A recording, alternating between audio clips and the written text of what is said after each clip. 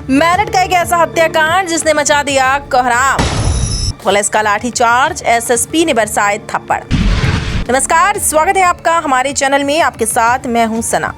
उत्तर प्रदेश के मेरठ में ललिता गौतम हत्याकांड के बाद जमकर बवाल हुआ। कलेक्ट्रेट गेट पर विरोध प्रदर्शन हिंसक झड़प में बदल गया। इसमें कई पुलिसकर्मी घायल हो गए। लाठीचार्ज के बाद भीड़ को खदेड़ा गया।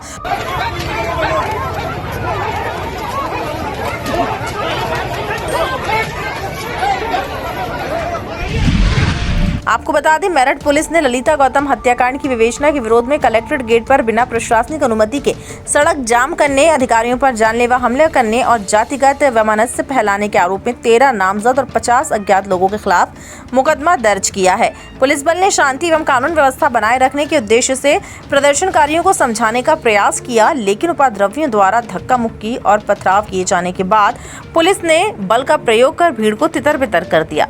इस हिंसक झड़प में महिला कर्मियों सहित 11 पुलिसकर्मी घायल हुए हैं। थाना टीपी नगर क्षेत्र की रहने वाली ललिता गौतम 15 मई को लापता हो गई थी, जिसके बाद 17 मई को रोहटा क्षेत्र में उनका शव बरामद हुआ था। पुलिस ने मुख्य आरोपी को 24 घंटे के भीतर गिरफ्तार कर जेल भेज दिया था, जो मृतका का पूर्व परिचित था। सीसीटीवी फुटेज में मृतका उसके साथ मोटरसाइकिल पर जाती दिखी थी। इसके अलावा साक्ष्य मिटाने और आरोपी को शरण देने के मामले में 2 अन्य लोगों के खिलाफ भी मुकदमे में धाराएं बढ़ाई गई। सीओ ब्रह्मपुरी सौम्या आस्थाना ने बताया कि पुलिस टीम ने पीड़ित परिवार के घर जाकर और कार्यालय बुलाकर करीब 10 से 12 बार विवेचना की प्रगति से अवगत कराया। 3 महिला अधिकारियों द्वारा पीड़ित परिवार की काउंसलिंग भी की गई, जिस पर परिजनों ने पूर्ण संतुष्टि व्यक्त की थी। पुलिस के पास इसके वीडियो साक्ष्य भी मौजूद हैं, लेकिन कुछ बाहरी और आपराधिक प्रवृत्ति के अराजक तत्वों ने भोले भाले परिजनों को भड़काकर कलेक्ट्रेट पर प्रदर्शन करने के लिए उकसाया। एसएसपी अविनाश पांडे के अनुसार कमिश्नरी चौराहे पर जुटे प्रदर्शनकारियों में शामिल कुछ बाहरी अराजक तत्वों ने कचहरी जाने वाली मुख्य सड़क को पूरी तरह जाम कर दिया। इस जाम के कारण आम जनता, छात्रों, महिलाओं और बच्चों को भारी परेशानियों का सामना करना पड़ा। जो भी बात है अपनी बात कहिए, आगे चल के कचहरी पे जहाँ पर आपका स्थान है, चुनित स्थान है, वहाँ चलिए, वहाँ चल के बैठेंगे। रोड बंद करना टोटली विधि विरुद्ध है, ठीक है। किसी को इसकी परमिशन नहीं है। आप सुन लीजिए, आप किसी को इसकी परमिशन नहीं है, अगेंस्ट लॉ है। आपके सबके विरुद्ध कार्रवाई हो जाएगी। आप लोग को चलना है, साथ चलिए, मैं चल रहा हूँ आगे तक, कचहरी चौराहे तक चलिए। प्रदर्शन के दौरान उपद्रवियों के हमले में 11 पुलिसकर्मी भी घायल हुए हैं, जिनमें महिला पुलिसकर्मी भी शामिल हैं। पुलिस ने इस मामले में रवि गौतम, दिग्विजय भाटी और ऋतिक सहित 13 लोगों को नामजद किया है, जिनमें से 7 आरोपियों को गिरफ्तार कर लिया है। पकड़े गए आरोपियों में रवि गौतम, ऋतिक, अंकित कुमार, अरविंद कुमार, नवनीत कुमार, हिमांशु, सिद्धार्थ और लवी शामिल हैं। नामजद रवि गौतम के खिलाफ 4 मुकदमे दर्ज हैं, जबकि अमरोहा से जिला बदर दिग्विजय सिंह भाटी पर 9 मुकदमे दर्ज हैं। ऋतिक पर भी पहले से हत्या के प्रयास का मामला चल रहा है। देखिए, 15 मई को एक महिला थाना टीपी नगर क्षेत्र से गुमशुदा हुई थी, जिनके परिजनों द्वारा 16 मई को थाना टीपी नगर पर सूचना दी गई थी। 17 मई को इनका शव थाना रोहटा के ग्राम से प्राप्त हुआ था। इनकी तत्काल शिनाख्त की गई थी। सीसीटीवी में जो चैन था जिसके साथ में ये जाति दिखाई पड़ रही थी, उस पर नामजद मुकदमा लिखा गया था।